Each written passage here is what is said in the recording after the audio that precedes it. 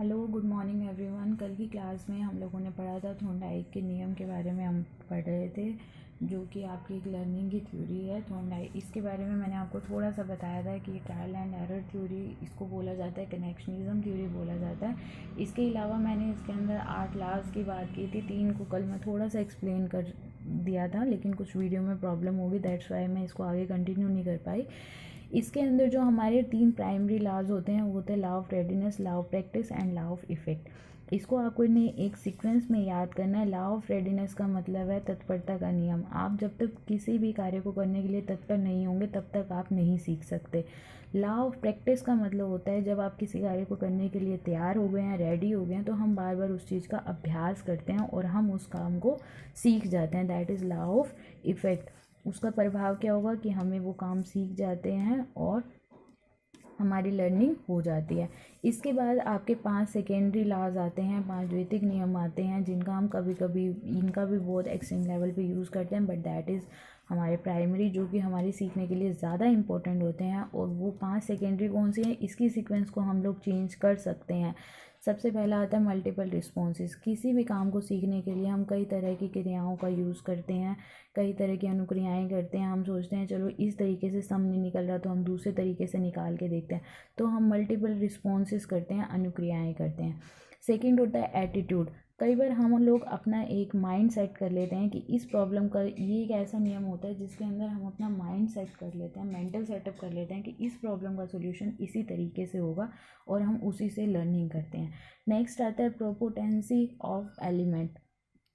इसके अंदर रेलिवेंट और दो रेलिवेंट चीज़ें, इनरेलिवेंट चीज़ें आती हैं। एलिमेंट्स कोई भी एक ऐसी चीज़ जो संगत भी और असंगत भी हो सकती है। तो हाँ, इस नियम के अनुसार हम क्या करते हैं, जो रेलिवेंट चीज़ें होती हैं उनके थ्रू हम चीज़ों को सीखने का प्रयास, हम रेलिवेंट और इनरेलिवेंट में से रेलिवेंट चीज़ को चूज़ कर लेते हैं और उससे ही हम सीखने की आगे कोशिश करते हैं। नेक्स्ट के अंदर होता है सिमिलैरिटीज़।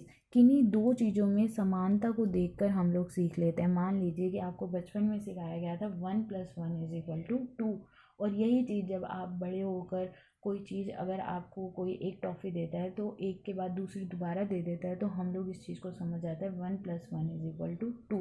मतलब किन्हीं दो चीज़ों में समानता करके हम चीज़ों को सीख जाते हैं, लर्निंग कर लेते हैं। नेक्स्ट होता है एसोसिएटिव शिफ्टिंग। एसोसिएटिव शिफ्टिंग का मतलब भी यही हो कि जब हम एक चीज़ से दूसरी चीज़ के ऊपर शिफ्ट हो जाते हैं। सबसे पहले हमें बचपन में ऐड करना सिखाया जाता है, हमें सिखाया जाता है, ये एक प्रोसेस के रूप में चलता है। तो इसी तरह से इस नियम के अनुसार हम एक चीज़ में एसोसिएशन करके, एक चीज़ में सहसंबंध बनाकर दूसरी चीज़ के ऊपर शिफ्ट कर जाते हैं। इसके अलावा हमने थॉर्नडाइक के अंदर देखिए, कभी भी मेरे स्टूडेंट्स को तो पता ही है, मैं इनको हमेशा बताती हूँ कि कोई भी थ्योरी बिना क्रिटिसिज्म के कंप्लीट नहीं होगी। ये कंप्लीट तभी होती है जब इसको क्रिटिसाइज़ किया जाएगा और इसके बाद ही कोई दूसरा मनोवैज्ञानिक आएगा, साइकोलॉजिस्ट आएगा और वो अपने व्यू पॉइंट अपनी थ्योरी के अंदर देगा। तो इस थ्योरी को भी क्रिटिसाइज़ किया गया। इसके अंदर क्या आलोचना की गई, सबसे पहला इन्होंने जो मेन थॉर्नडाइक का जो ड्रॉबैक बताया वो ये बताया, इन्होंने रीइंफोर्समेंट के ऊपर ज़्यादा इंपॉर्टेंस दिखाई। रीइंफोर्समेंट क्या था बिल्ली के लिए, हमने आपको बताया था कि जैसे ही बिल्ली का दरवाज़ा ओपन होता है उसे खाना मिल जाता है। यदि उसको खाने ना दिया जाए तो क्या वो किसी कार्य को करना सीखेगी? यहाँ पर सबसे बड़ा क्वेश्चन ये आ जाता है। तो टॉलमैन ने और हॉन्जिक ने 1930 में मेज लर्निंग का अपना एक एक्सपेरिमेंट किया, जो कि रैट के ऊपर था। इन्होंने चूहों को कई दिन तक खाना नहीं दिया, लेकिन उसके बावजूद भी चूहों ने लर्निंग सीख ली थी। तो ये यहाँ पे थॉर्नडाइक की थ्योरी को चैलेंज करता है कि क्या बिना रीइंफोर्समेंट के हम चीज़ों को नहीं सिखा सकते? तो जो टॉलमैन की थ्योरी कहती है, जो उसका एक्सपेरिमेंट बोलता है कि नहीं, हम ऐसा कर सकते हैं। हाँ, फ़र्क सिर्फ इतना होता है कि जब वो चीज़ों को सीख रहे होते हैं तो तब तक वो जो सीखी हुई चीज़ होती है वो छुपी हुई होती है, लेकिन जैसे ही खाना सामने आता है तो जो भी उसने चूहे ने सीखा है वो चीज़ निकल कर बाहर आ जाती है और वो अनुक्रिया कर देता है, और इस प्रोसेस को हम लेटेंट लर्निंग भी बोलते हैं। सेकंड के अंदर थॉर्नडाइक ने जो सबसे बड़ा उनका डीमेरिट रहा वो ये रहा कि इन्होंने इनसाइड लर्निंग के ऊपर कोई काम नहीं किया। इन्होंने सूझबूझ के बारे में कुछ नहीं बताया कि इंसान की, व्यक्ति की अपनी एक अंतर्दृष्टि भी होती है जिससे वो प्रॉब्लम्स का सोल्यूशन करता है। इन्होंने उस चीज़ को कोई इम्पोर्टेंस नहीं दी। इसी के साथ साथ इन्होंने जो मेन काम कोफका और कॉलर का था, इन्होंने अपने एक एक्सपेरिमेंट के थ्रू ये प्रूव कर दिया। आगे हम पढ़ेंगे इनके एक्सपेरिमेंट को।